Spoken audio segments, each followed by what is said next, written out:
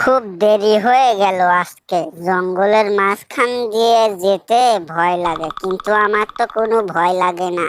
আমি ভূতেরও বাপ, আমাকেই সবাই ভয় পায়। আরে, অনেকদিন পরে একটা মানুষের গন্ধ পাচ্ছি। আজকে একটা মজা করে মানুষ খাবো, অনেকদিন ধরে খাই না। যাই, তাড়াতাড়ি যাই, না হলে মানুষটা চলে যাবে।